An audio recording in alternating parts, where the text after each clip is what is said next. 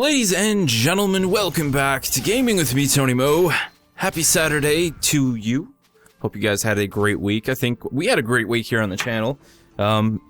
Started doing some pretty detailed coverage of Rainbow Six. The very first episode of The Division Weekly went up, and it was absolutely insanely well received, and I thank you guys for that. It did a hell of a lot better than I ever thought it would. I was actually hoping it would do very well. I was hoping it would be a good series that would help grab some attention for my Division coverage as we move towards the launch of the beta as well as towards the launch of the full game, and it did exactly that. It's also something that I found was a lot of fun to work on. I loved doing the editing, making this sort of magazine style thumbnail. It's nice to do sort of an out of the ordinary thumbnail every once in a while to kind of set a series apart, and I really like what I came up with that. Still not perfect. I'm gonna do some tweaking to it. Taking some inspiration from some other magazine covers to kind of stylize the final pieces of it. It's definitely going to grow as that series continues to move forward, and you guys can expect the next episode to drop either Monday or Tuesday. I'm not entirely sure yet when I'm going to be able to finish it up, but definitely a lot of pieces of discussion to talk about. I mean, I think the coolest thing about that was how, like I said, how well received it was. A ton of questions, a ton of topics, some really good ones that I myself wanted to talk about that people mentioned, and I'm also going to be doing a beta key giveaway for that as well. So if you're looking to get your hands on a beta key for any platform, you'll be able to use it on any of the 3 available platforms the beta will be on. Definitely check out that episode coming this week. But let's just get into the vlog of things. I think the biggest thing that I want to talk about, because I've been thinking about this, luckily I've had Rainbow Six Siege, but, you know, right now we're kind of in that lull. The holidays have already dropped, a lot of the big games have already, you know, came out. You're either still playing those games, or you've already burned through those games, like Fallout 4, for example. Maybe you're done with Siege, you're done with Destiny and the Taken King. So, like, what are you playing right now in the lull? Are you just kind of taking a break from gaming, chilling on the back seat, or are you kind of revisiting some old games? I think now would be a great time to hop into things like The Witcher 3 if you didn't finish them. You know, head back to some of those experiences that maybe you skipped over because there was just so much stuff during the holidays. I know I've got a couple friends who are playing Rise of the Tomb Raider because that was something that got put on the back burner for them. So yeah, I definitely would like to hear what you guys are, you know, focusing on right now, what you're playing. And I kind of wanted to briefly talk about Destiny, right? Because I'm somebody who's a Destiny fan, no doubt about it, but I think I also was smart enough to realize, like, I'm gonna step away from Destiny. There's nothing there. Like, why am I gonna try and play the same content over and over? Like, what's wrong with stepping away from the game and then coming back to it when they release new content? I think we've become spoiled with feeling that a game like Destiny needs to constantly give us 50 to 100 hours worth of content every single week. The simple fact is, the game has given me an insane amount of playtime, probably in the 1,000-hour mark, if not more than that.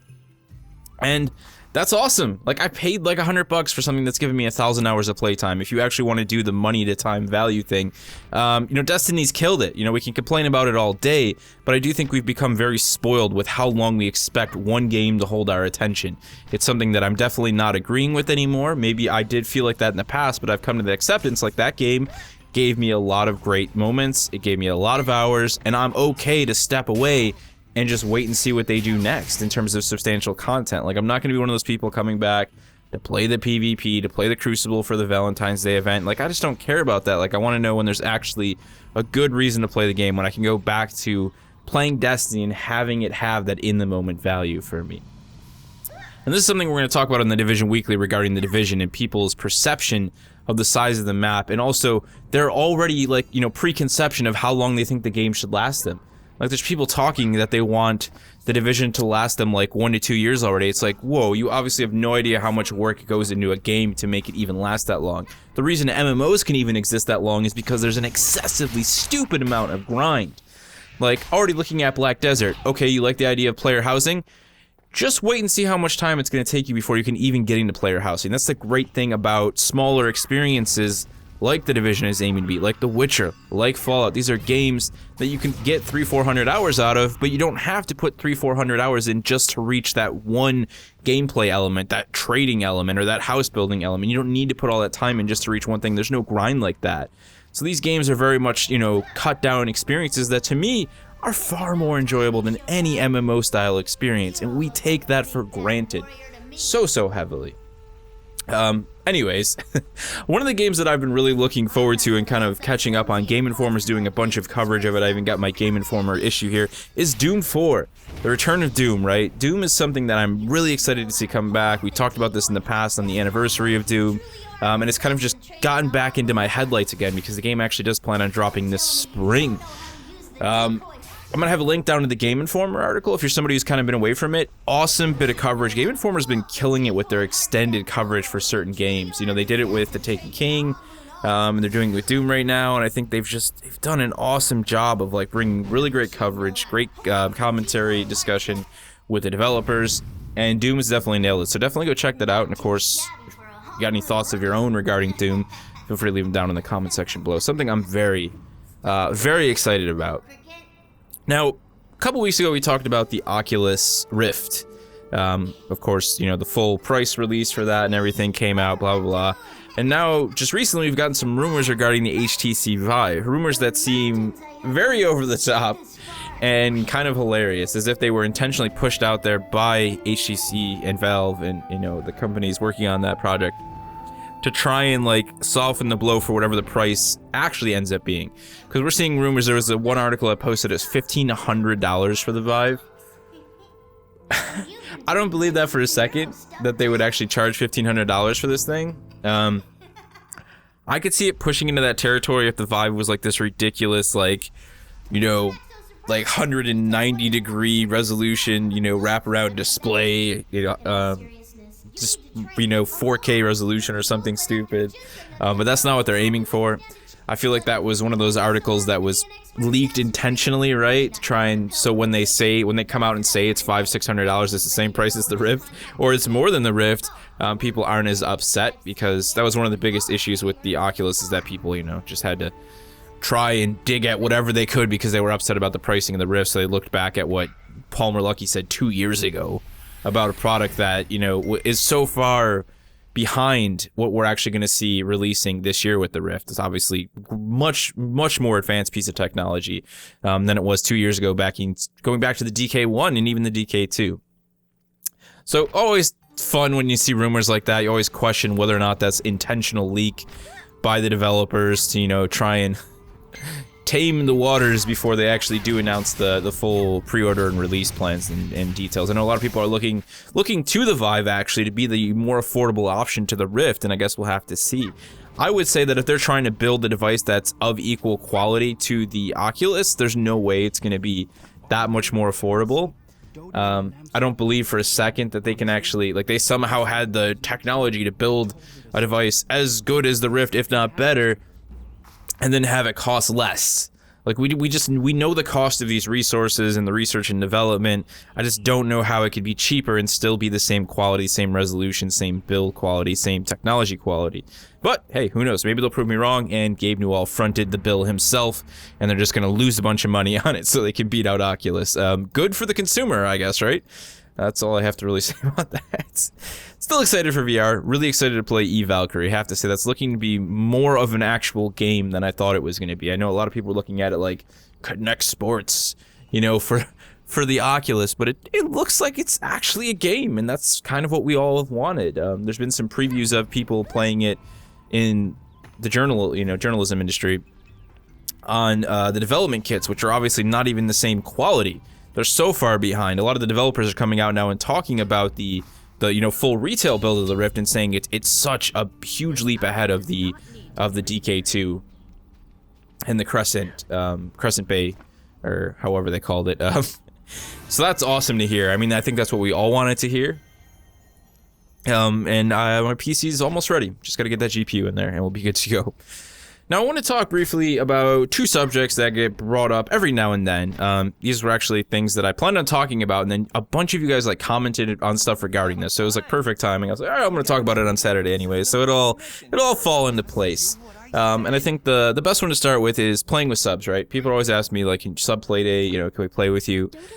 And it's something I want to do so badly, but I'm just not going to make that promise anymore. I tried to do that with Halo 5 Guardians, and I still feel awful about it. It's just, I can't do it. Like, I do YouTube full time. Like, I spend more than what normal, like what we call full-time in the workplace, right, is 40 hours. I spend way more time than that on YouTube. So yes, I YouTube full-time, but I also work full-time. So it's like my day is pretty much consumed almost all the time. And then the free time I have on the weekends, you know, outside of the Saturday vlog, like it's spent taking care of things, like, you know, living a life still. You definitely need that. That's how you preserve your sanity. And I'd say that I have a much smaller amount of time than most people would spend on the weekends doing things. Like, you know, if I'm lucky, it's Saturday night after work, and then Sunday is like my day off to spend with my family, so it's like one day a week, you know? I'm not complaining, I'm just saying that's how I do things. Which means, like, the idea of actually trying to schedule something around what is not a concrete work schedule, and then around trying to make videos, which are ever changing, you know, the length of a video, the time it takes to make it, the amount of videos I'm making on a given week, is changing on the fly based on, you know, what's being announced for a game, what sort of news is out, what I've played recently, the ideas that I have. It's all just so liquid. It's all so liquid. It's also moving about. There's no way for me to nail a sort of concrete thing and say, let's do a play date this date. Not to mention, it's a matter of, like, realizing the actual size of your community. Like, no doubt there's a lot of you guys out there watching the content, but at the same time, there's not a lot of people who are interested in that kind of thing, or personally have the time for it, you know? I'm not saying there's anything wrong with showing up and having a community play day with, like, 3 people. There's nothing wrong with that at all. It's just, like, I know if I pick a day, chances are no one's even gonna be able to show up. It's just not something I want to promise. It's not something I want to try and do. Like, I'm okay if you guys want to add me on Steam, add me on Xbox, you know. It's just like, when I get on to play, it's literally to, like, it's to capture footage, to record, or it's the few times a week where I have time to just play by myself and relax. You know, dive back into The Witcher 3 or just play Fallout 4 casually. I just can't make it work. It has nothing to do with not wanting to play with people. It's just not gonna happen. So I hope I can just set that straight. I don't want anyone to feel bad about it, feel, you know, sore about it. You guys know I try and interact with you as much as I can through comments. That's why I recommend people following me on Twitter. Like, Twitter's just so quick and easy. I don't want to use it like some troll service like some people do. I love following game developers. I love seeing, you know, stuff from you guys. I love just talking about games casually. Like, if you want to get into a discussion with me regarding what sort of games you're playing, or, you know, ask me a certain question, Twitter is a great place to do that. It's easier than YouTube in terms of response times and actually being able to send a message back. So do it. I mean, it's right below in the description. Follow me over there. I'd love to have more people follow me there too, because Twitter's a great place to do quick sort of information updates for you guys and say stuff like, you know, hey, I'm thinking about putting this up. What do you guys think? Thinking about doing a stream. What do you guys think? What would you like to see? You know, it's a great way to interact with you on the fly. I can't do that on YouTube because, you know, you don't, like, get updates on YouTube. I can't, like, just put out a quick video every time I want to have a conversation, because that would just absolutely spam the channel and be stupid. I couldn't deal with doing that. I thought about it. It's not gonna work. And I know not everybody uses Twitter, and that's okay, but it's a nice service for if you use it smart, right? It's like one of those things, people can use it for all the BS and the bullying, but I've never used the internet like that. Like, it always amazes me that there's this difficulty where people feel that that's what the internet is for, because I'm just so detached from it. I guess that's a good thing. It's not like I don't see, you know, arguments and disputes. I just don't care. Like, I don't choose to follow that, and, like, I don't choose to be fuel to that flame. I just stay away from it, and I talk to the few people I follow on Twitter that have game developers mostly. You know, Fuzzle, somebody from the Destiny suburb I mentioned before. You know, two normal people on Twitter who just tweet about stuff we love, tweet about games, man. You can have quick conversations about games, and, like, that's to me, that's what that's for. Like, that's what I like to use social media for, is to interact with people who I can't interact with person to person and talk about games. Like, it's just another person to talk about games with. Like, the more people I can talk about video games with, the happier man I am. So that works out perfectly for me. Now, I did want to talk about streaming. Let's just segue off of the whole playing with sub thing into streaming. Something I've always wanted to do, and I'd like to think the day that I can leave my day job and do YouTube, like, for a living, I'll be all over the streaming thing. Like, there'll be more than enough time in the day at that point to stream at least 2 hours a day, no problem. But again, right now, it comes down to this time constraint thing, and it's not like I couldn't stream randomly, but I'm one of those people who likes to build a routine, because a routine helps you build confidence for something, and it helps you build a want for something. Like, when you have a really solid routine, and once you're in it, you feel sick when you don't participate in that routine. Like, you know, if you exercise, like, I like to do kettlebell workouts every single morning. It's become a routine for me. If I skip it, I feel terrible about it. I feel awful about it. It bothers me the entire day. It's just like YouTube. Like last night I came home, I felt like crap, just massive headache, and I'm trying to grind into making a video, like, to get it done with, instead of trying to, like, do it tomorrow, because I was afraid I wouldn't have enough time. This was Thursday going into Friday, and, like, you just had to say, like, no. Like, as much as I really wanted to, I wasn't there, obviously. My head wasn't there. I was frustrated. It's just like, all right, just go to bed. Just go to bed. But that's the kind of routine that I would like to have with streaming, where I feel terrible about not doing it. So I have considered, you know, okay, what can I make work then? And it would have to be like a, you know, I'd like to do a 2 to 3 times a week thing. I feel like that's the one thing I'm okay with fluctuating, is the number of days every week, but at minimum 2 days a week. And, you know, just, that's the problem, is the time blocks would be random. And I guess there's nothing wrong with that. Some days people would be able to be there, some days they wouldn't, and that's fine. It would definitely be on Twitch. I don't have an interest in doing streaming on YouTube. Like, I feel like if I'm gonna stream, I don't want to just do it for you guys on the channel. I mean, obviously that's a big part of it. But streaming is it's attracting a different crowd. Not all of you guys who watch the YouTube channel enjoy streaming, and that's okay. There's nothing wrong with it. It's 2 different types of consumption for a form of entertainment. So there's no doubt I would look to grow another audience. YouTube streaming is just no bueno in my opinion. Like, no one's using YouTube Gaming because it's a separate application. I don't feel like people are using it. There's no way people are. Why would you go to a separate application when you can just open up the same YouTube you've been using? I don't use YouTube Gaming at all. Never. I mean, I know I'm not like the biggest watcher of YouTube, but there's just no reason for me to go there. So that means that you're not seeing those recommendations for people's streams because you're not on YouTube Gaming. Like, there is no stream recommendation on YouTube. Like, I'd rather stream on an actual streaming platform and seek the benefits of that. Not to mention, Twitch has done a lot of things to reduce, like, the 30-second delay that they had. You can disable that now through a beta option. I'd much rather just do things over there. So that is indeed where it would be. One of you guys, a Lone Wolf, actually mentioned, you know, like, he brought it up to me. He saw that I had a Twitch, but he wasn't aware, you know, if I was streaming or not. And he mentioned, you know, throwing up a video to let you guys know. I would definitely do that. The cool thing YouTube also does is it tells people that you're streaming whenever they watch your videos, but I would definitely put up a video as well. I have like a pre-made one, say, hey, I'm streaming on Twitch in 3 hours, you know, come on over. Maybe throw up a straw poll with it, like, you know, we're going to play this game. What else would you like to see? What would you like to discuss today? I'd like to make the Twitch streams very conversation focused. Not that I can't sit there and talk about the game launch. I could do that all day. I've done that by myself. Like, I've literally streamed for 3 hours and had like no one show up and just talked like I was streaming to people. It's good practice because I feel like that's what you need to do, because then when somebody does enter the room, it doesn't feel like there's no one there. And they'll look at the chat and they'll be like, there's no one here. Who's he talking to? And it's just like, you just flow with it. And I'm okay with that. But I'd like to have discussion topics that you guys could ask me during the stream, because it's fun. It's fun to watch me bumble about trying to play some sort of game, whether it be Siege Online, solo queuing, or whatever, while also trying to have a conversation with you guys and answer topics of discussion, gaming related or otherwise. It'd just be fun, right? So that would kind of be the idea of it. Anyways, all an idea. I will definitely update you guys if it ever becomes something that I'm ready to dedicate to.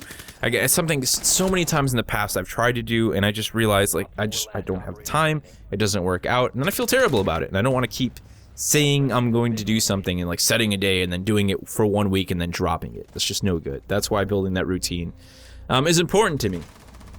Now, I briefly mentioned an account, a persona, by the name of a Lone Wolf just then. Now, Lone Wolf, a dude who's been following the channel for some time now, always comments, always having great conversations with him. And a couple of weeks ago, I clicked on his name and realized, oh, he has a channel. After he mentioned some audio tips to me, just brief mentions, I was like, oh, well, he's obviously got some experience with audio recording and editing and things of that nature. I clicked on his channel, and I found out this dude's making music. I'm like, oh, what's all this? Like, he's got some music going on here. I mean, it's, you know, it was a while back. His last his last song was 2 months ago, but I click on it and I find out it's all this wonderful 80s like style synth music, which it's something that I've always liked. Like, I love like hearing this kind of stuff. You look at like certain movies, obviously Blade Runner, huge 80s, you know, sort of synth music going on there. I love that style of music. I think it fits so well into my like love for the cyberpunk universe. And this dude's got some awesome, Lone Wolf, man, you got some awesome stuff. I've been listening to the Way of the Wolf album, which I will have linked down in the description below. It's got 5 tracks on it. It's 20 minutes long, so, you know, reasonably lengthy album here. I have to say my favorite section right now is Into the Storm, and then that fades into E30 Night Drive, which is also equally awesome. Like, this is the kind of music I like to have on when I'm doing, like, Photoshop background work, where I don't really have to listen to the lyrics, or sometimes when I'm editing. It's nice to have background music on so I can still hear my voice when I'm editing the audio. And personally, I just think this stuff's totally worth checking out, man. All I gotta say is I think a lot of potential there, dude. I hope you keep working on music. I hope you keep improving, because I'd love to see where you could be, you know, moving forward. I feel like you can make some killer tunes. And I know it's a very niche genre, there's no doubt about that, but there's definitely people listening to it, and I feel like it's totally worth pursuing that, man. If you love doing that, if he loves doing this, you know, go for it. Keep making it happen. I'm definitely gonna keep listening. I hope you guys go check it out. Give him a shout out over there, and maybe throw this on the next time you're playing some creepy cyberpunk stealth type experience. I just feel like this music would fit so well with that. Give Lone Wolf a shout out. Check out his music, man. I love seeing people create stuff. I love when you can recognize that someone's at the level where they're, you know, they're not just like throwing their hat into the ring. Like, no, they're being serious here. They're throwing lots of hats into the ring. This is something he obviously has a passion for, and you can tell with the music and, yeah, you know, the amount that he's created here already. So on board for that. That's really it, guys. If you haven't already seen it, it's funny because as I'm recording this, I may or may not be able to make this video, but The Division launched an interactive map. I did want to briefly mention it because I'm probably going to do a video of its own on it, basically allowing you to kind of check out the actual world of The Division already in 3D, in 360 degrees. I'll have that also linked down in the description below. If you haven't seen it, if you haven't checked it out, give it a go. Pretty awesome. Great way to kind of get a brief idea of what the map's going to look like for The Division, and just kind of help you understand the game a little bit more as we move closer to the beta and, of course, the game's full release. So that's going to do it for this week's vlog. They always manage to go about 20 minutes. So I was like, yeah, this is only going to be like 15 minutes this week, and then it's 20 minutes long.